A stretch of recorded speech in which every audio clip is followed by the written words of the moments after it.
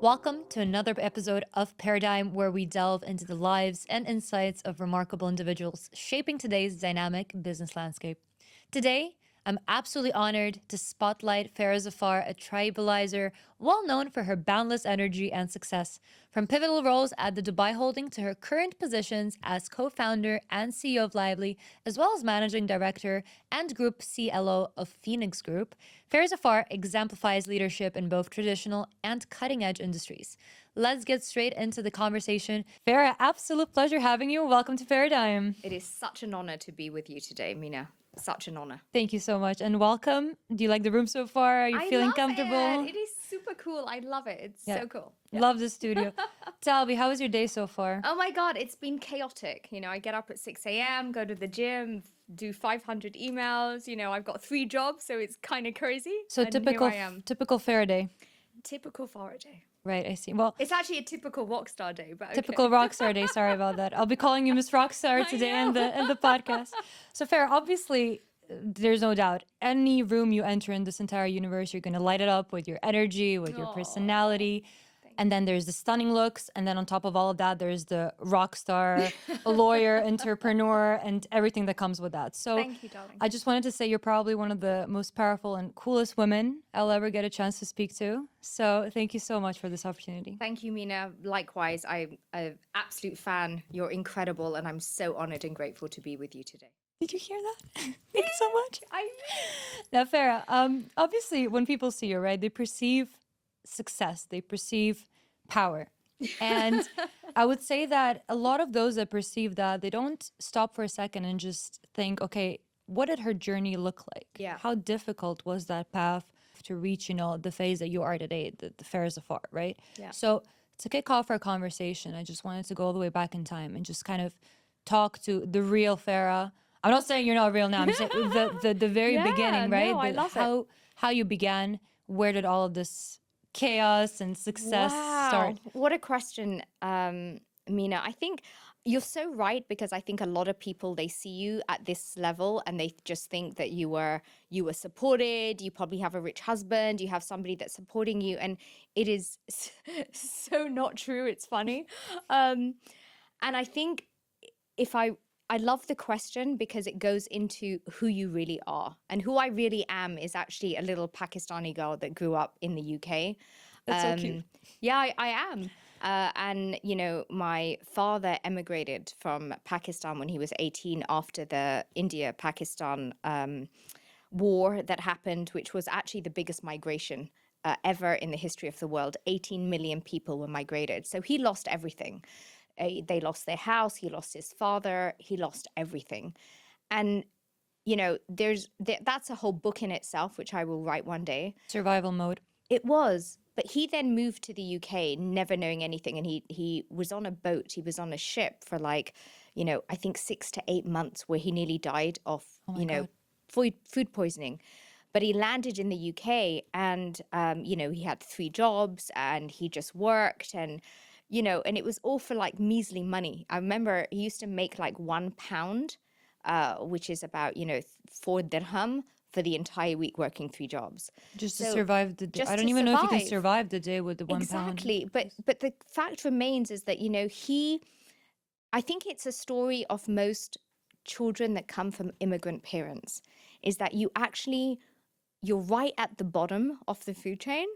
And the only thing that you have that can take you out of that is education. And so education was always key. We never were able to watch TV. I had to practice handwriting. You always said your handwriting is going to be your signature. Obviously, he had no idea where we're going to be today in digital age, right? But, homework was important. And it was just so important for us to be professional. So, I get to 16, 17, it was 3 options, doctor, dentist, lawyer. I think I watched LA Law somewhere and I was like, I love the shoulder pads and the high heels. Maybe I'll be a lawyer. It's okay, as long as engineer wasn't part of that. Engineer wasn't part of it, right? That's what you got, right? You got engineer. Yeah, that was you. My dad hoped I will end up being on engineer. The construction site. So you get it, right? You get it. Fully. And however, I believe that the discipline that he instilled in us, and us seeing our parents working literally 24/7, he always said, you know, to be successful, you need to be excellent and you need to work hard. And I think that was so ingrained in me and Mm-hmm. still is that I constantly strive to work really, really hard and try and be excellent. Mm-hmm. So that's where I come from. I come from a very humble background, very disciplined background. It was very disciplinarian. But I think, alhamdulillah, I'm so blessed that everything that he taught us and instilled in us actually made me the woman that I am Right. today. Absolutely. He played a huge part in your life, I suppose. Unwavering. Right. Yeah. But would you say these were kind of like the main principles and values that you still bring with you today? I mean, I think I'm very, very old school and I adopt that in every facet of my life. I'm very old school. I believe in like loyalty, respect, honor. I believe in being kind, being grateful, being humble. I mean, those are things that guide me. Those are things that I work through every premise. It was funny because when we were doing Lively and what are our key values, it was be kind, be humble, be grateful. So I think, I feel that in this new generation, we lose those core fundamentals of humanity. I was about to say it's not normal to have that in a business plan. It's not normal, It's right? not. It's not And normal, it's but sad to it say. is sad, but that's important. Where are you? Who are you? Who is your DNA? And Right. I implement that in every team that I build, every team that I manage. It's very important to me because without that, I don't think that you really have much substance. Right. So that's important.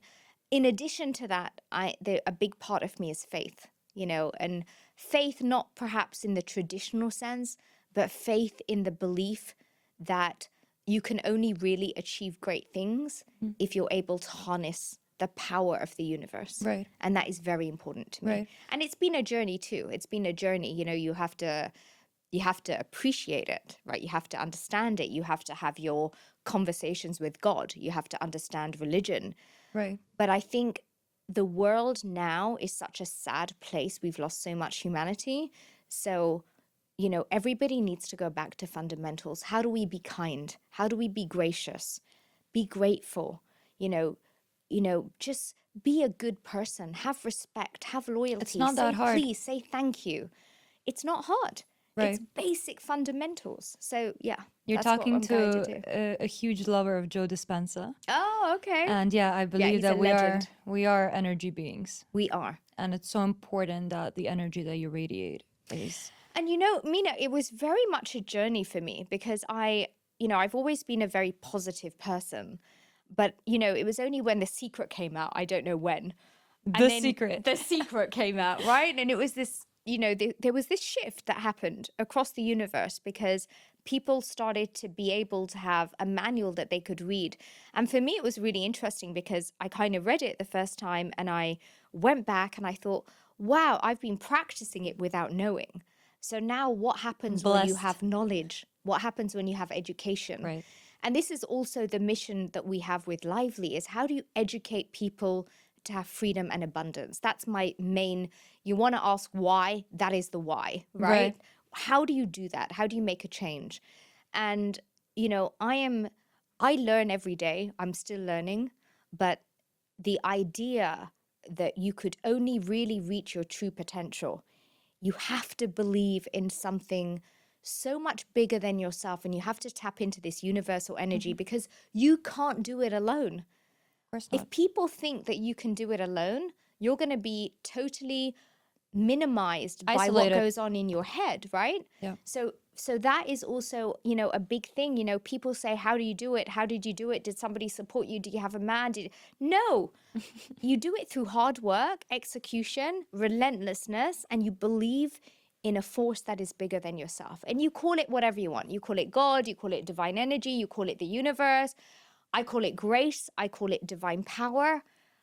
When you can tap into that energy is limitless and abundance. And that's where magic happens. And I am so blessed and so grateful that I was able to tangibly, even without knowing what it was called, to believe in a force that was Right. greater than myself. That's beautiful.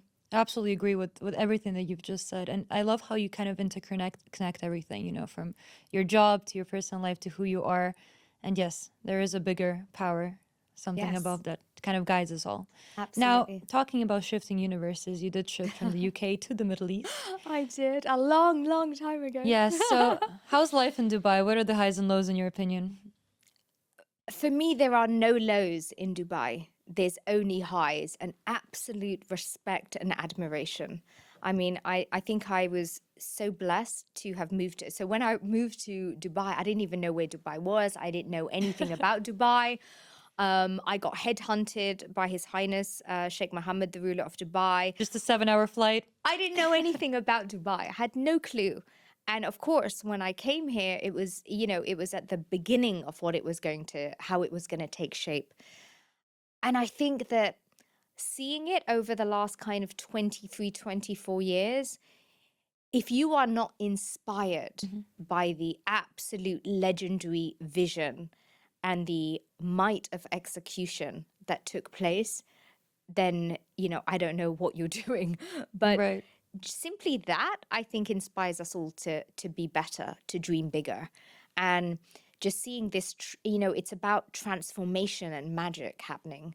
For me, there are no lows in Dubai. There's only positives. I mean, the safest country in the world, the most advanced country in the world, the most innovative country in the world. And then also, let's look at Abu Dhabi, right? Abu Dhabi has been this catalyst of adoption of tech, of AI, of crypto, of blockchain, of Web3. This is the future.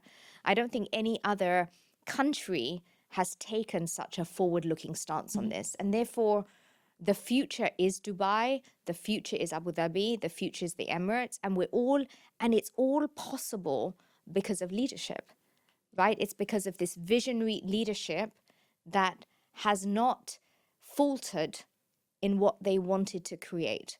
And there are only highs. I feel so blessed every morning.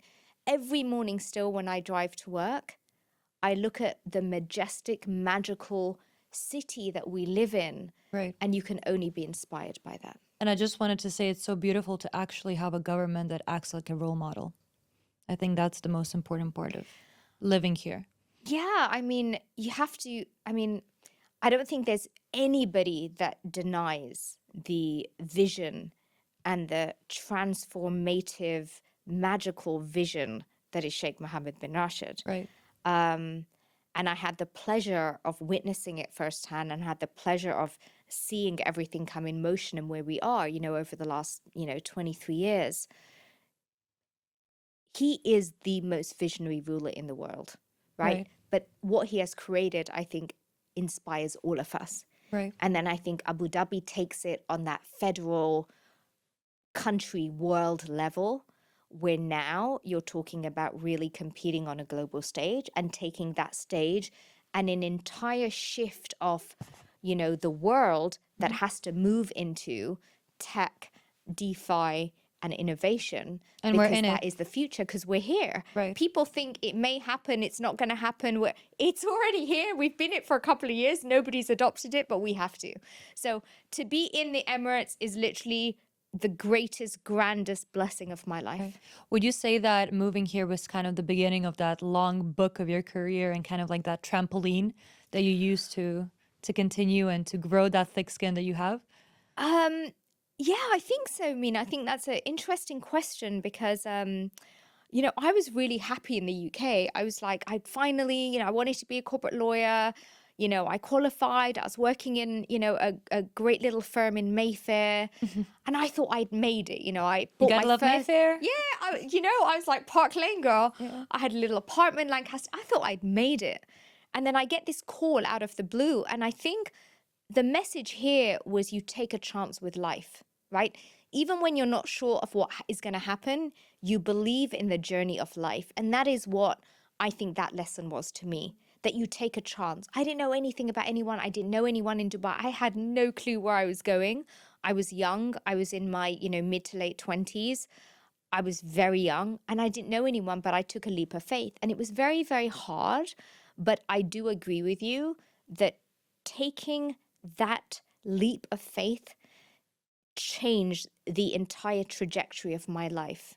And I think people need to sometimes have faith and conviction, believe in this journey that is life. And if you take the leap of faith, it could just entirely Right. change, you know, your next path.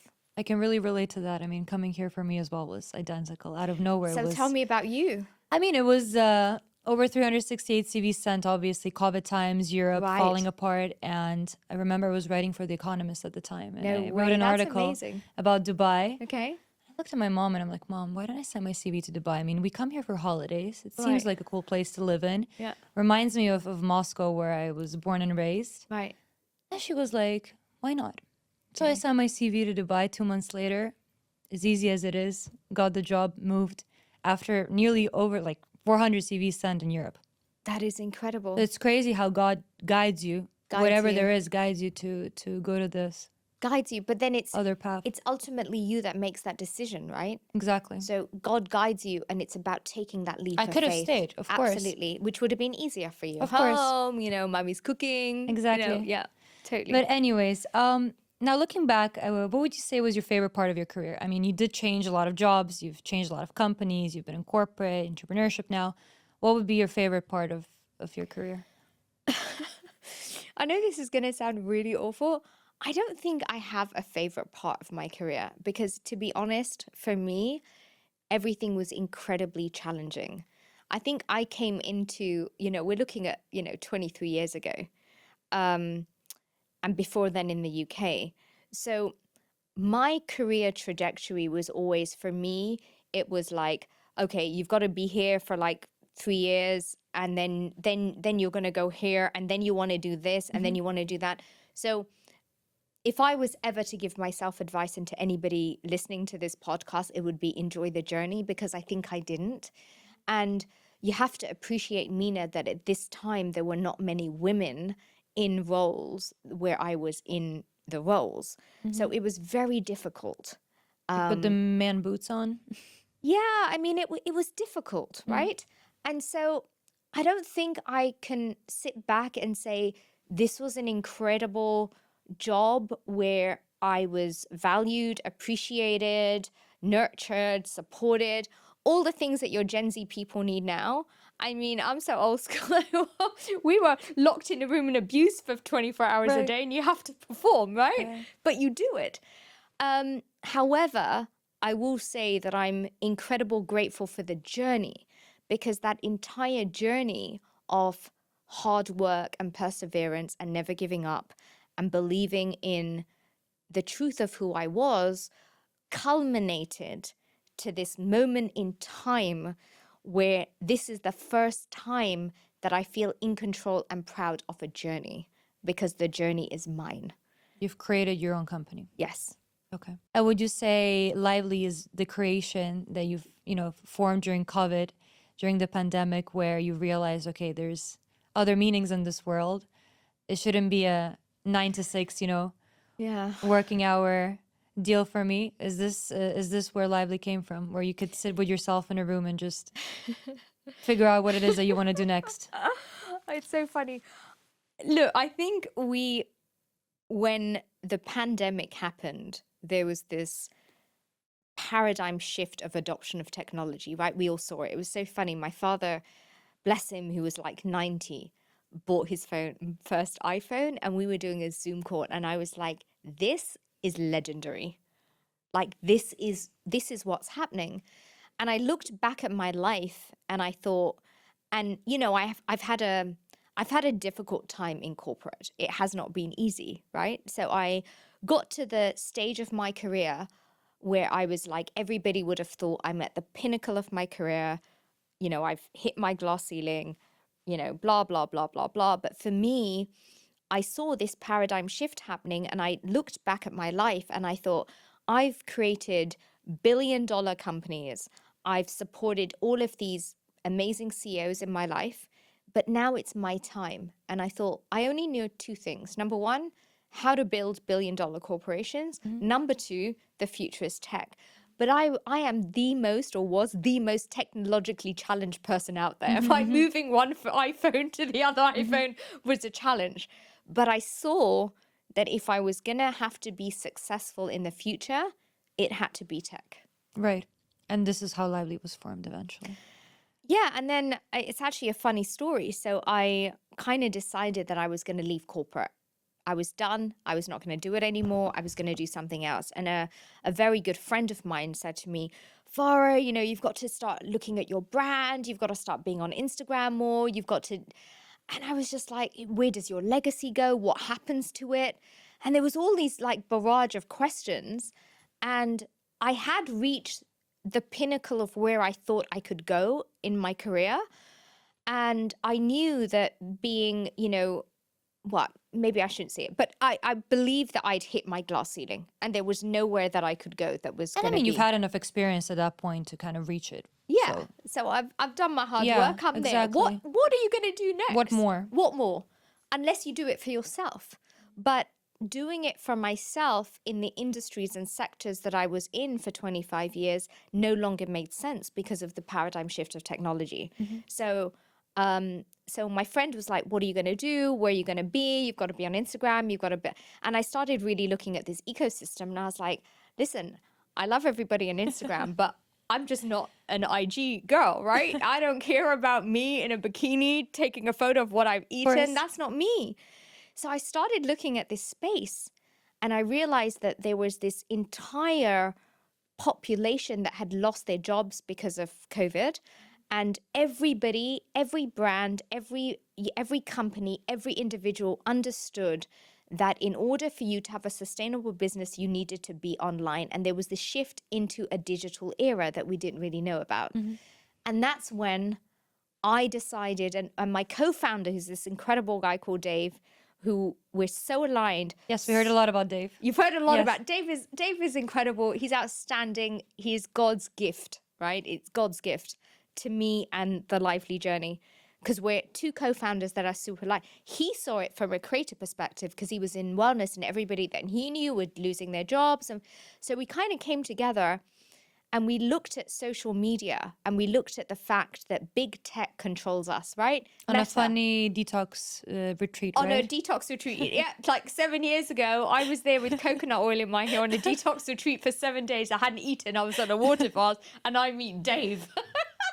Two workaholics found each other on Two a workaholics. detox retreat. And we had a little wellness business. I said, if you're going to be successful, come to Dubai. And then COVID hit and that wellness business went away.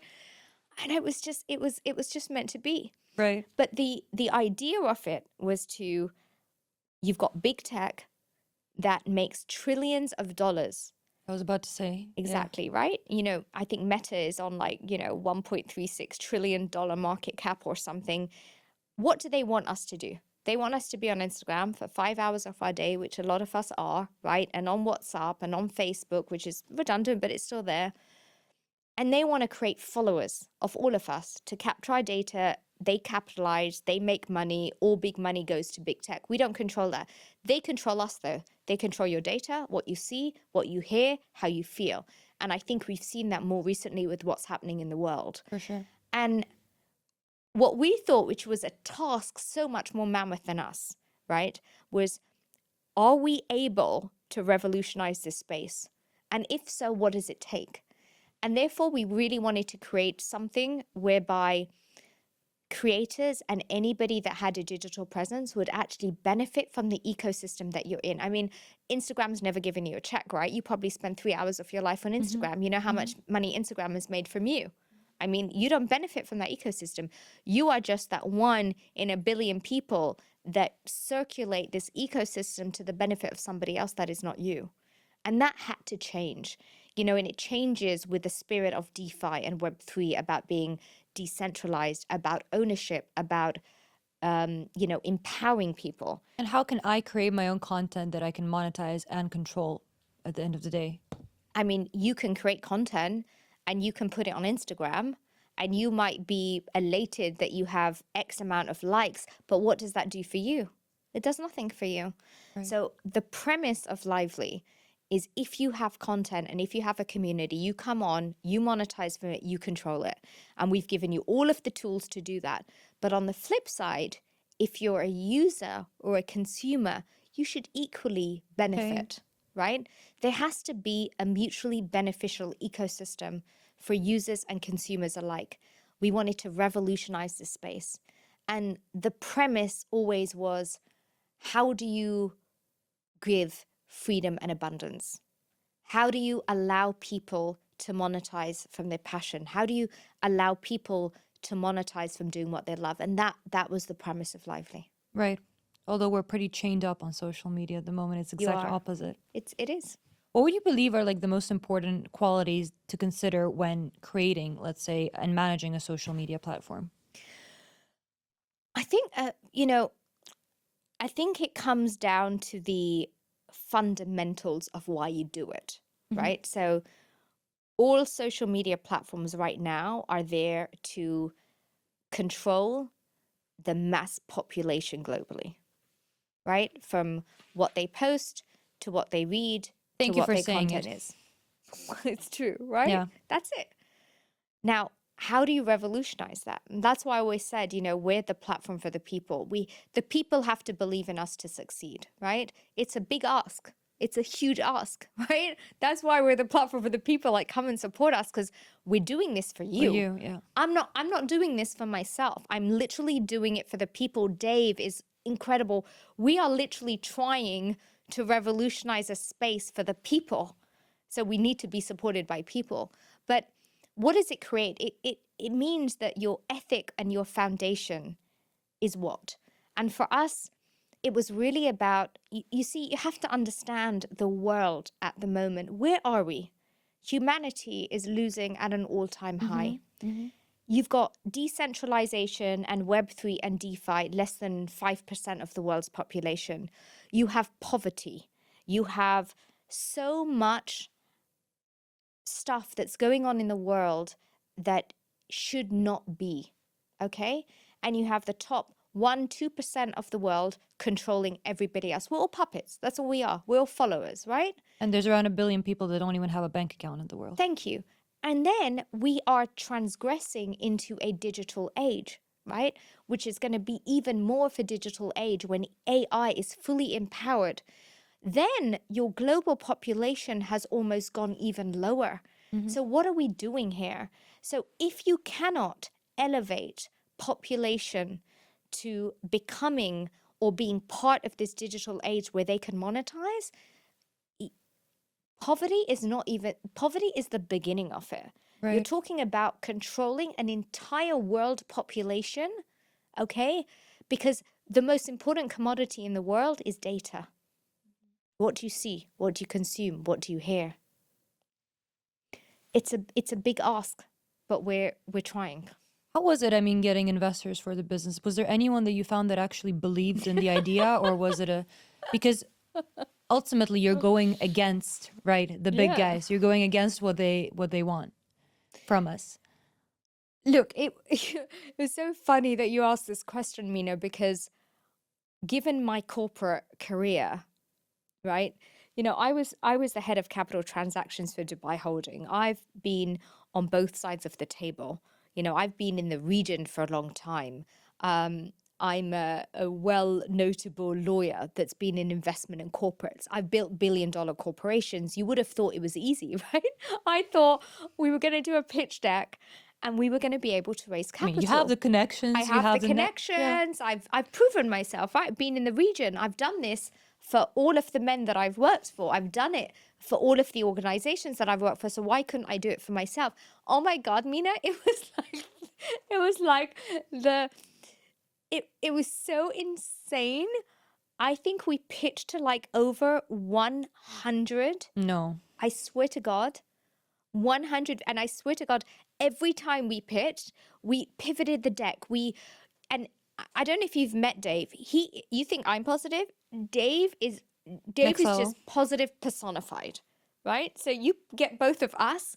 So before every Fireball walking in. fireball, like we're here. I swear to God, Mina, every time before the pitch, we're like, this is it. We're gonna celebrate. These are the guys. This is it's happening and whatever. And you get the red button on X Factor And every then we time. get boo boo, no rejection, and Oh we'd my be God. like, it's okay. They weren't the right investor. It's okay. And we kept going and we pivoted our messaging. And I think we have like 1,000 different versions of our pitch deck. And post 100, right? You just have to think. And there were so many times in that we were like, okay. And everybody said, we think it's a great idea, But but Can you pull it off? You're not a tech CEO. Can you actually do it? You know, do it and come back to us. And I always said, Lol. this opportunity is once in a lifetime. I will never come back to you. It's now or never. And I literally have a list of everybody that said no, and they will never be on my journey. Because once you're done, right? Yeah, It's yeah, out. yeah. So, and then we literally were like at the end. We were at the end. Did you lose hope? We lost hope many, many times. Many times. Because you feel it's a monumental challenge, right? Yeah. But actually, what God is trying to tell you. So when you have failure or you have a challenge that results into failure and you have it time and time and time and time again, it's kind of God's way of telling you that you have to change path or pivot. We thought that we had to pivot our thinking, our pitch deck, our messaging, and we got it better and better and better and better with every pitch. Which makes sense. Right? And then you think that, right? And you believe in what you're doing, so you don't want to compromise vision. But actually, what God was telling us was the VC investor route is not your route. Your route is that you have to engage with investors, which are probably singular in nature, an angel investor that believes in your vision. And when we actually made that shift and that change, that was when we got our first investors. And Mina, I tell you, it has been this incredible journey of finding these investors that actually believe in what you're doing more than you. They've never asked me, what That's happened? Where's the beautiful. investment? Where they just are like, oh my God, this is amazing. Or question the fact that you don't have tech experience or whatever Exactly. it is. Yeah, they Beautiful. just believed in it. So you wouldn't change a thing. Wouldn't change a thing. Lovely. Yeah. Lovely. Now you did tell me you have more than one job. Since we did cover I have 3 Lyvely. jobs at the moment. Let's move on to the second one. The second job, okay. Tell me a little bit about Phoenix Group. You know, Phoenix Group is absolutely legendary. And I have to say, in all of my corporate experience, this is the role that I've enjoyed the most, I have to say. And maybe it's because We I'm got in her favorite, guys. Well, that's my favorite. My favorite is Phoenix Group. And I don't know whether it was because I changed Or you're just a rock star lawyer in or Phoenix you're just a Group. rock star and I'm with a rock star team. I don't know. I mean, listen, Phoenix Group it's so legendary, but it's also very inspiring to me. So I know the founders really well, and they are legends in their own right. But also the fact that Abu Dhabi just really wanted to create, and support the first ever crypto mining, blockchain, tech innovation company, and listed in Abu Dhabi and on ADX, and being part of that listing journey was very special because it was almost like seeing history, right? Right. Being the first, being monumental, being, the cornerstone of, Abu Dhabi's vision to embrace this new sector. So it was very inspirational. And I really enjoyed it, even though it was absolutely insane. I think it was, I've listed companies before. Working hours were probably. No, this was insane. We literally had 3.5 months to list.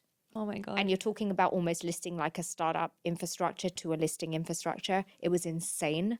But it's been legendary. And I didn't think that I would stay post-listing because that was what I was brought in to do.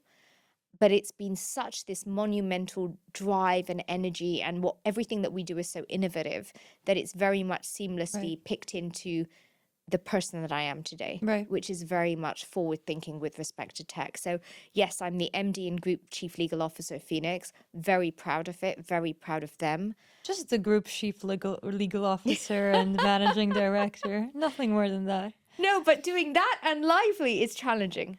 God. I tell you, it's challenging. But going back to Lyvely now, you do have a digital currency there that's coming up, right? The LVLY. Yes. So I'm just curious LVLY in the house. Yeah. I'm curious to understand, obviously, your perspective on this one. How do you envision like the future of digital transactions, and what role does social media play in this? Because Yeah. I believe you kind of interconnected the two jobs at this point. Yes. Look, I think that's such a great question again, Mina, is like if you've got social media, right? Which as it stands needs to evolve, but it's doing very well as it stands. So it evolves in your little features and stuff, but then you have this entire, DeFi world that's happening. And we were really thinking because I'm literally a Web 2 girl, right? At my age, I'm old school, learning about crypto and DeFi and it's been difficult for me also because I'm used to paying in cash and a credit card, right? Any tips on learning? Because I'm going through that journey right now. It's not Yes, easy. loads of tips. Buy Okay. Lively token. We'll talk after the podcast. We will. Um, Look, the concept is very simple, right? What we wanted to merge, so we're Socialfy, which is what is the future of social media? It has to be social media with digital finance. So what we did was we are the first social media platform that integrates fiat and crypto payments. Very important, with our own native token. Now, why is that important? The only reason, Mina, that is important is because our fundamental premise with Lyvely is freedom and abundance. We wanted, like I said, everybody in the ecosystem be able to benefit. So if a lot of people now that have not typically gone into crypto, which is 95% of the population, they don't know how to get into crypto, right? They don't really understand Education tokens. is missing. It is I'm one missing, of them for sure. right? It's Yeah. missing. And that's another thing that we're really homing this kind of education, because freedom and abundance cannot be reached without education, whether you're looking at from a universal perspective, from a positivity perspective, from a crypto perspective, to health and wellness. All of this is a cycle of freedom and abundance, right? In different facets of your life that you need to have, if in the event that you want to have a sustainable ecosystem for your life. But none of them were mixing together. So what we really wanted to do was launch a Lively token because we already have the ecosystem and we want to be able to share. So can you imagine being part of, I don't know, Facebook and having a token linked to Facebook and the success of Facebook? We're allowing everybody in our ecosystem, whether you're users or consumers, to be able to benefit from the success of Lively moving forward. And that was the main reason of launching our own token. Of course, we're also backed by the biggest institutional players in this region with our token, from Phoenix to M2 to Cypher. The biggest players believe that finally you have a token with a utility, with a platform that's built, which is UAE homegrown, right? So our premise is we just want you to come on the journey with us. And as we succeed, you benefit from it. This was the entire premise. I don't have a desire to do a meme coin or make billions. No, our entire premise is we're the platform for the people. Right. You have to share. It's great to hear that you have M2 on board as well. Stefan is a great guy. Stefan is amazing. Stefan is amazing. We've done a couple of interviews. Really, He's you honestly have. great. Stefan is amazing. M2 is actually, part of the Phoenix group too. We're very proud of Stefan. We're very proud of M2. Great. And they've very much backed our token play. So it's great. Cheers to Stefan if you're listening. Cheers our to Stefan. podcast. Woohoo! I'm sure he will be. Yes. Now, at the end of the day, just to conclude this topic, freedom equals to decentralization, and this is eventually what you guys are doing, right? With all these tokens, if I understood it correctly. Yeah, you absolutely did, Mina. I mean, look, money as we know it, it's already becoming this native currency, right? It was so funny. I was speaking to my brother who's in the UK the other day. Do you know that you need to actually put in an application to your bank if you want to withdraw more than £300 sterling a day? So I've got to tell you this story because it's hilarious. It's probably not going to be shown, but I'm going to tell you anyway. He was going on holiday and he wanted to withdraw £10,000 off his own money. His own money. His That's own what I money. wanted to say. Right, his own money. Nobody else is not alone, his own money. Can you imagine that the bank ran an investigation on why he wanted to withdraw £10,000? And then he ended up having a phone call with the bank's head representative, and she ascertained at the end of that call that he could not take out the £10,000 for his holiday. Similar thing happened to my dad, actually. Really? And on top of that, his bank account was blocked for a month after that. So he couldn't even use 1 cent. I mean, It's becoming funny. it's But funny. I feel like it's that those last bits of, like they're trying. They're trying to take control but it's those last kind of like I think so. I think so, Mina. But I think what scares me, and this is why I think the UAE is the future. It's the past, the present, and the future. Because the rest of the world is now trying to regulate crypto. If you start regulating crypto to such an extent, you're going to end up in the same this is situation. what I wanted to ask you. I mean, Yes. it will reach it becoming centralized in the end, right? Yes. So what do we do? I think it becoming centralized with conducive, proactive, and positive regulation The right principles. is key. Mm. If you get that right, then you can have a regulated ecosystem that is still innovative and doesn't go against the entire principles that crypto and token and DeFi was established from. If you regulate it too much, then what's the point? We're going back to the central bank system. Exactly.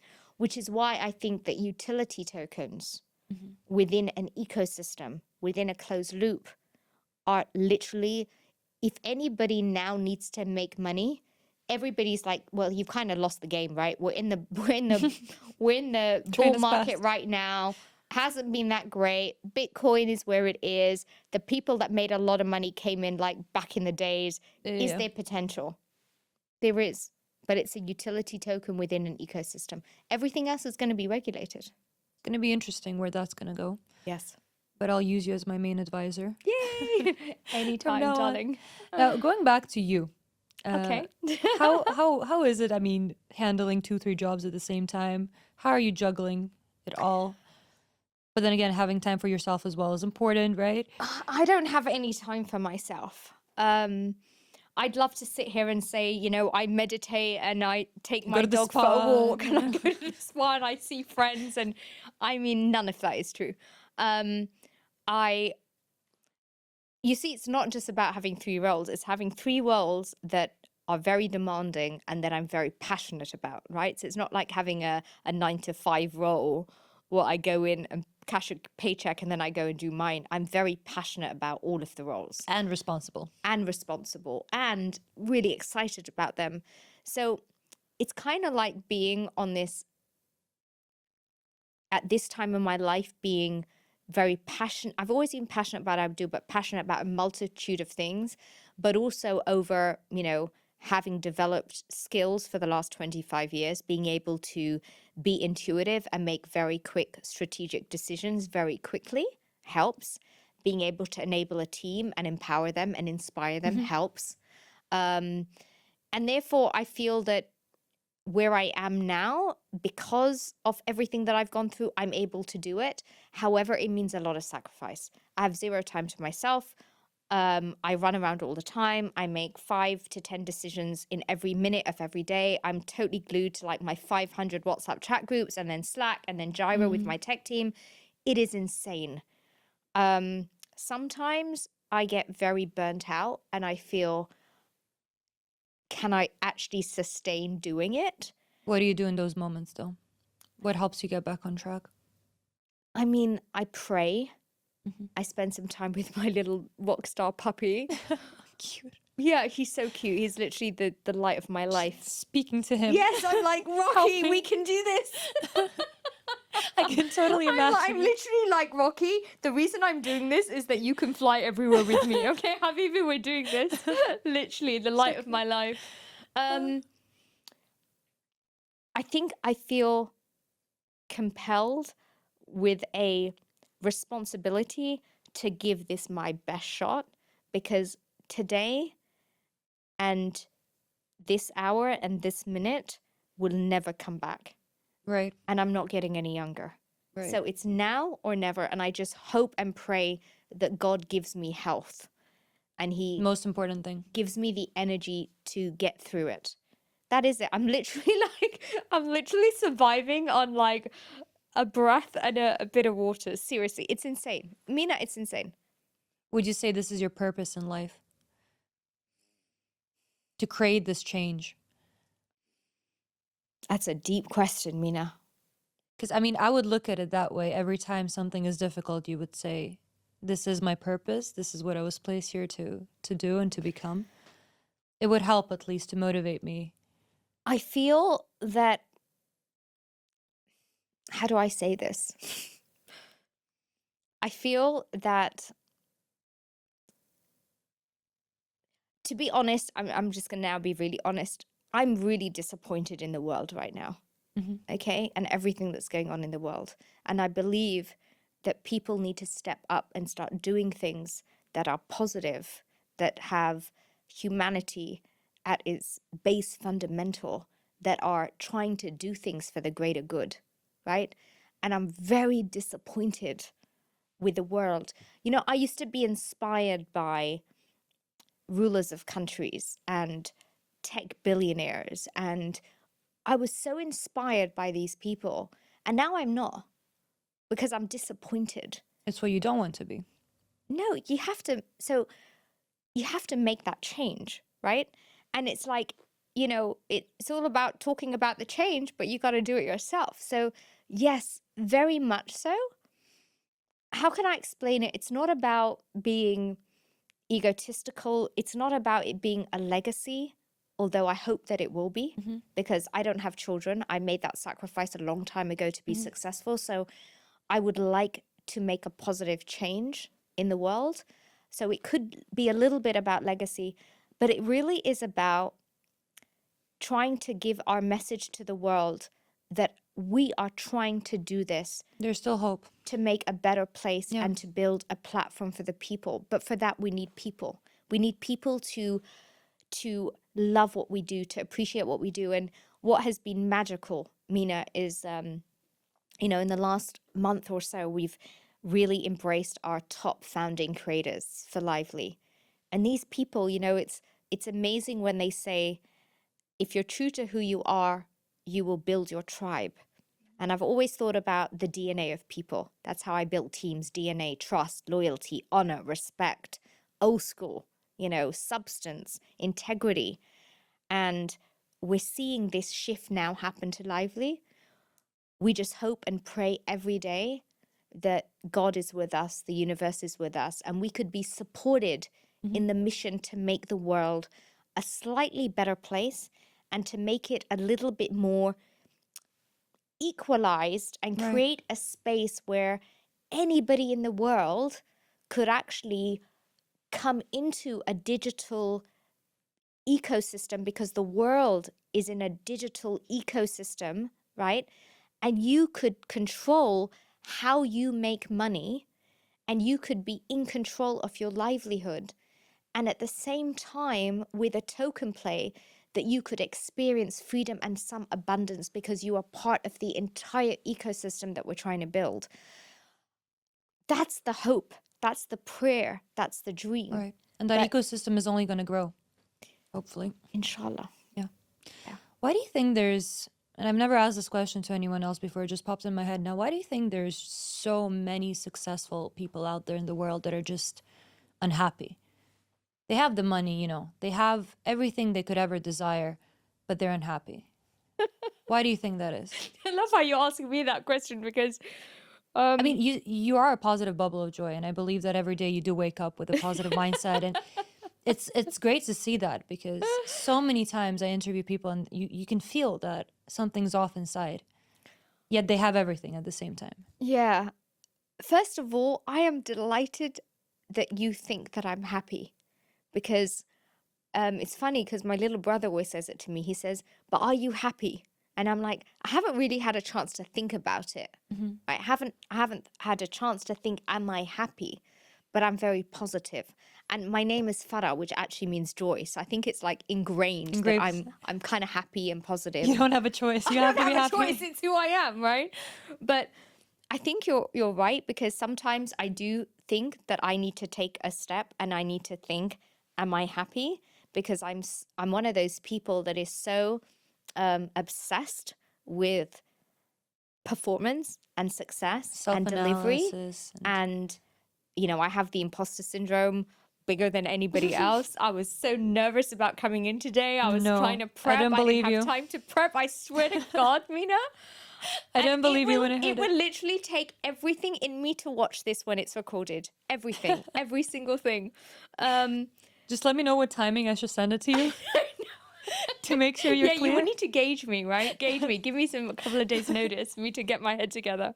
But I think I am on my own personal journey to be happy, but I feel that my happiness is linked to my fundamentals, which is performance, success, and just working really hard. But then if you step back, what is it that makes me happy? I mean, the thing that makes me happy in the world is my little Rockstar puppy. Coming home to him is a dream. I feed birds in the morning. That is my therapeutic thing Beautiful. of the day, right? That makes me happy. I think what happens is that as you become more busy and more successful and have more money and blah blah blah blah blah, I think that you miss the small little beauty of life that are prevalent everywhere. For me, it's my birds. I've always been a huge thing because for me, it's like how amazing it is when you can just come out and you feed the birds, all the birds come and they just eat. It's incredible feeling. It for me, it's the highlight of my day. Me coming home to my little dog, highlight of my day. Everything else, performance. Will I I be see. happy in the end when I achieve? Yes, but that's just me.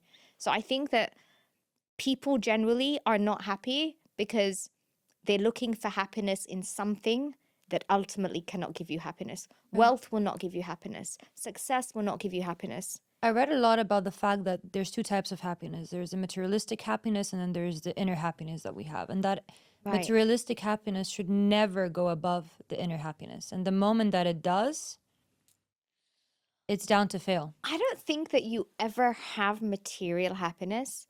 I think you might have contentment because Comfort. the comfort, you're right, comfort very much so, because the struggle now is not there. Especially, I think, for people that come from nothing. I come from nothing, right? I've never had everything that I've had in my life, I've worked for. Nobody has given me anything, supported me, helped me.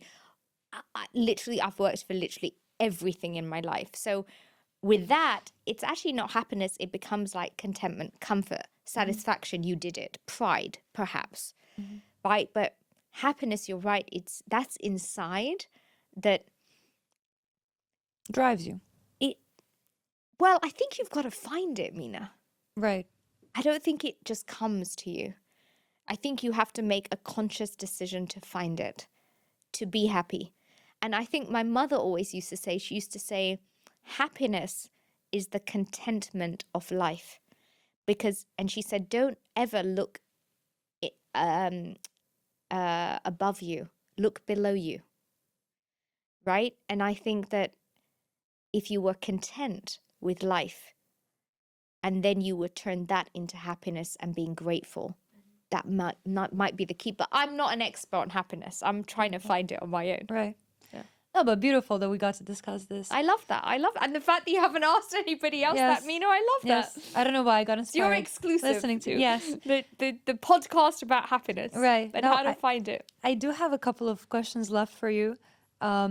There's another deep one coming. I don't know if Oh you're ready God, for it. But go for it. I'm ready. my next one that I have for you is the biggest mistake you've made in your life. The biggest mistake in my life.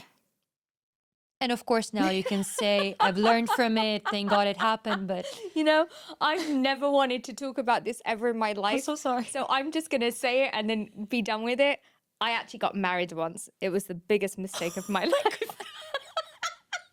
Literally the biggest mistake. I'm never going to do it again. That happened. It was the biggest mistake of my life. Nothing learned from it?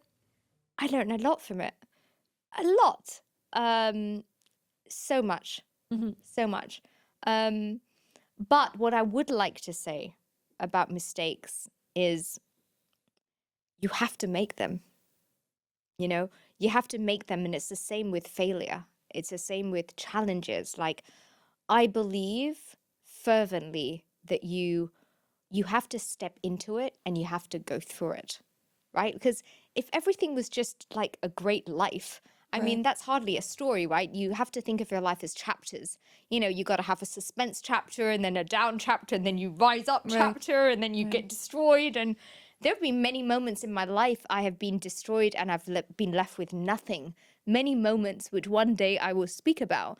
But I think the essence is that you have to understand and acknowledge that failure or you know, having the worst moment in your life doesn't define you. But what it does do is it defines the aftermath Right. of that failure because of how you handle it. And if you are able to go through it and you are able for it not to scar you and scar you in a positive manner, I Right. learned from it. It was a challenge. It was God's way. I always think of it, it was God's way for putting me on my path, Right. you know? I mean, finding your life partner is probably the most difficult thing ever. It's either faith I mean, or nothing at the I'm end not of going it. to go into life, partner, and love because that's just It's a my podcast for another time. I know my life right now is trying to be lively and trying to Yeah. change the world. So that's love to me. Right. And that is another podcast.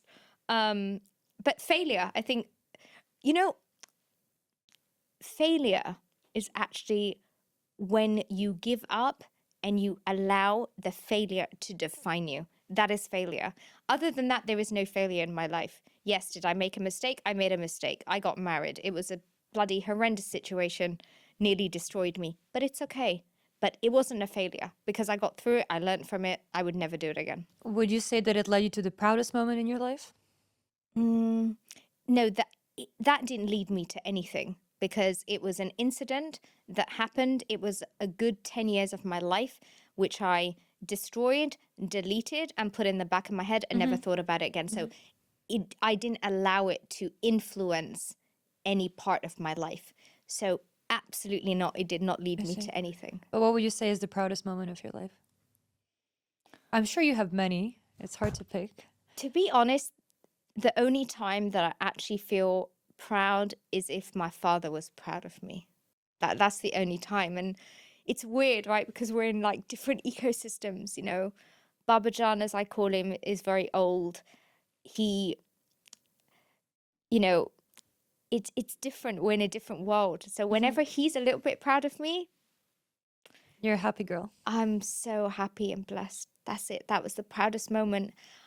I think the other proudest moment was actually, thank you, Entrepreneur, social platform of the year for Lyvely.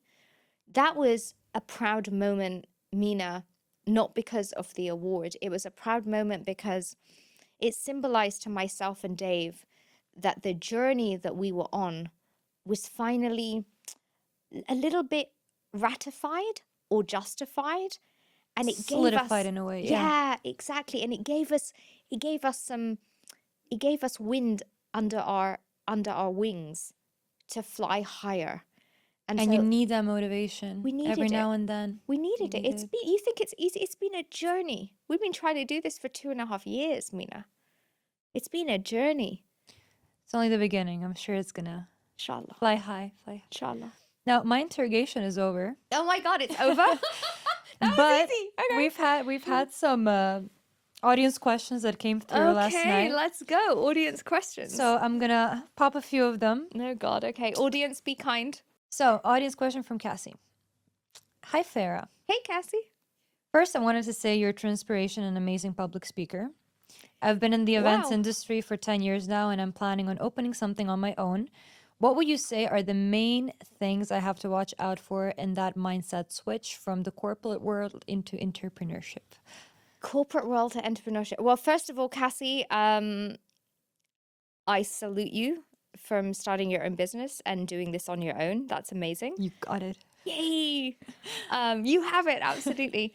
I think major switch from corporate to entrepreneur is obviously the one thing is that if you are a true corporate, you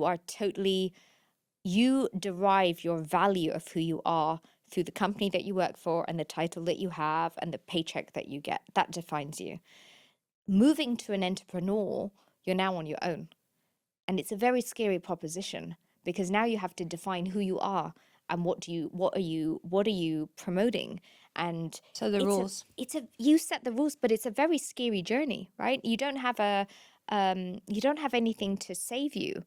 Your success, your failure is yours. Whether you are able to do it is yours. No, you can't blame anyone. There's no team, it's you. But I would say that you will succeed, but you have to believe in yourself, your journey. You have to believe in, like I've said before, a power that is greater than yourself.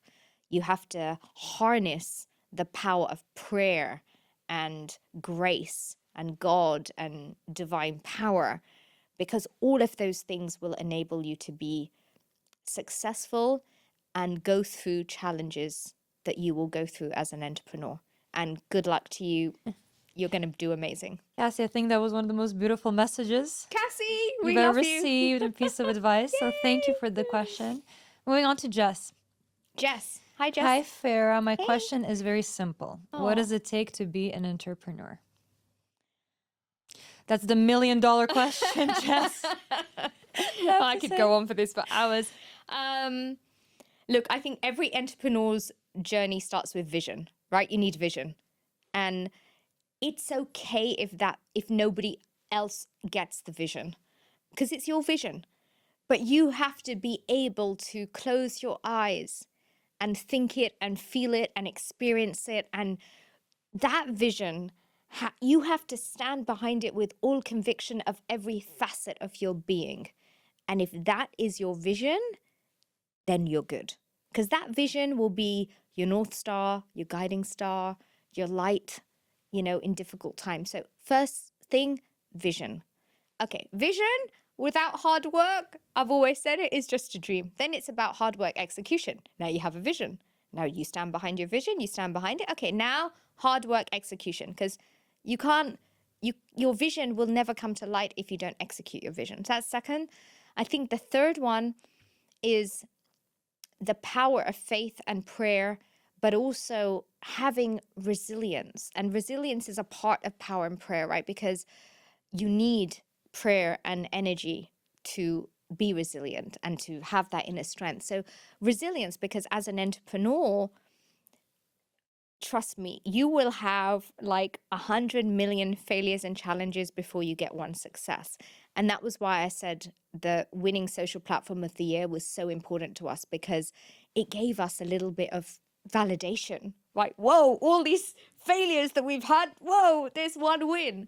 And so I feel that the ability to have resilience when you're an entrepreneur is so important. And it goes back to being a true convict to your vision. If you have that, you will be able to pass through it with grace and resilience. Because if you do that, ultimately you will reach success. So that's for Jess. Was it Jess? Yes, it was Jess. And also, Jess, you can listen to our full podcast where Yay! Farah explains her failures and over 100 failures. trials to pass the investor's pitch. I could do a whole hour on failures, but yes. Yes, so keep believing in yourself. Next up, we have Kaleem. You've had a lot of different bosses and was part of a lot of different companies. Could you tell us one thing you've learned from each experience? I guess long story short. I've had a lot of bosses, and I haven't had amazing bosses. I've had amazing, they were amazing bosses, but it wasn't that they were an amazing boss to me, right? But I was in an ecosystem where I could observe them.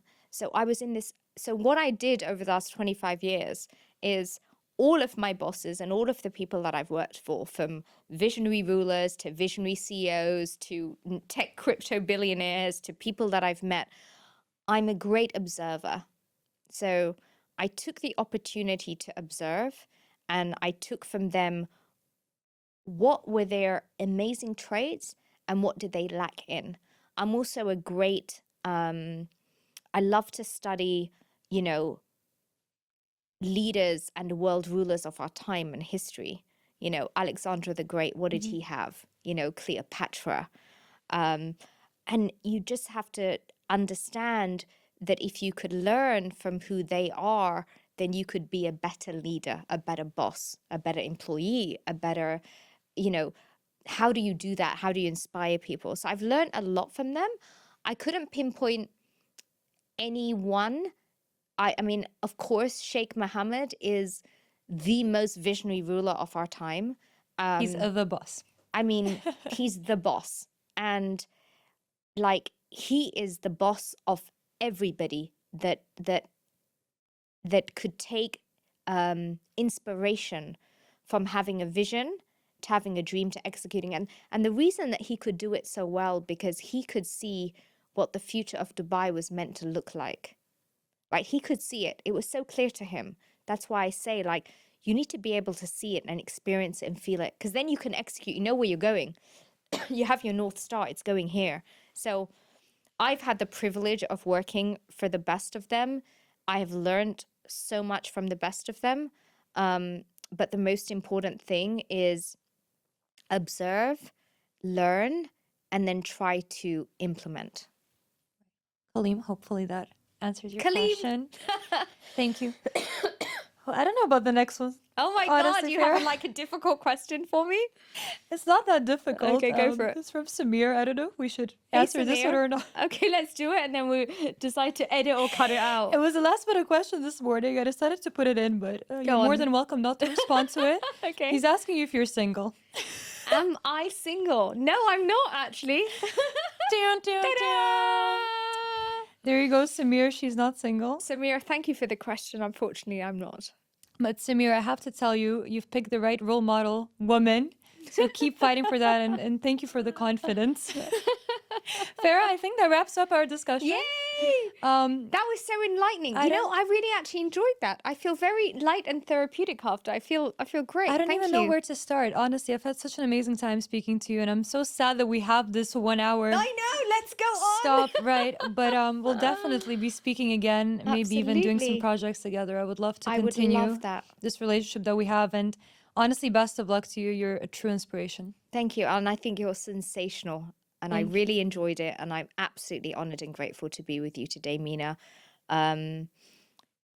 This is one of those moments that is in a life's journey. And this moment will always be predicated by this moment that will be in time. And that will be the moment that we had today. So I'm grateful for that. Beautiful. I'm grateful as well. Thank you so much. Thank you. Thanks, guys. Well, that was quite a ride listening to Farah's journey, her experiences and innovation, and just vision for the future of technology and digital interaction are truly inspiring. But I guess what I will remember the most out of this interview is her contagious energy and beautiful soul. We definitely look forward to seeing the continued growth and impact of Lyvely and Phoenix Group under her leadership. Stay tuned for more thought-provoking discussions and inspiring stories in our next episode of Paradigm. Like, share, and comment your thoughts on this episode, and please follow Entrepreneur TV Middle East for more inspiring stories. Until then, keep innovating, keep evolving, and keep reshaping the future. With you was Mina Vucic.